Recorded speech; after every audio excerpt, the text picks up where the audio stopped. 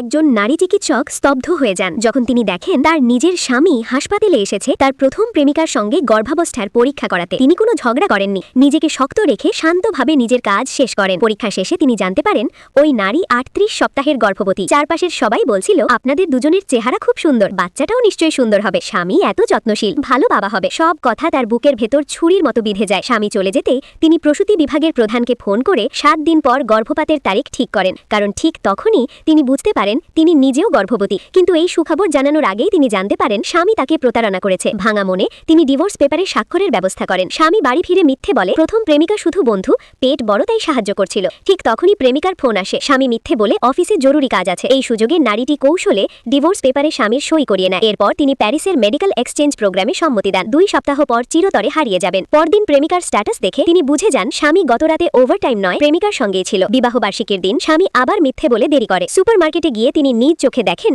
স্বামী প্রেমিকার সঙ্গে কেনাকাটা করছে। প্রেমিকা ইচ্ছা করে আদরে আচরণ করে। স্বামী মুগ্ধ হয়ে তাকিয়ে থাকে। পরে বাড়িতে নারীটি জ্বরে পড়ে যায়, কিন্তু গর্ভবতী হওয়ায় ওষুধ খেতে পারে না। স্বামী ভাবে সে শুধু ঈর্ষা করছে। অবশেষে অপারেশনের দিন আসে। বাচ্চার সঙ্গে শেষ বিদায়ের জন্য তিনি স্বামীকে দিয়ে নতুন বাবা মা তালিকার সব কাজ করান। এই সময় স্বামী বলে, আমার একটা বাচ্চা চাই। এই কথায় নারীর হৃদয় চূর্ণ হয়ে যায়। ঠিক তখনই প্রেমিকার ফোন। স্বামী আবার তাকে ছেড়ে চলে যায়। হাসপাতালে ডাক্তার জিজ্ঞেস করলে তিনি বলেন, আমার স্বামী মারা গেছে। তিনি সই করেন অপারেশনের কাগজে এবং একা ঢুকে পড়েন অপারেশন থিয়েটারে। অল্প পরেই একজন নার্স দৌড়ে বেরিয়ে আসে। রোগীর গর্ভপাতের পর অতিরিক্ত রক্তক্ষরণ হচ্ছে। পরিবারের কেউ আছেন? স্বামী হতভম্ব হয়ে চিৎকার করে, তুমি কি বলছো? ও গর্ভপাত করেছে?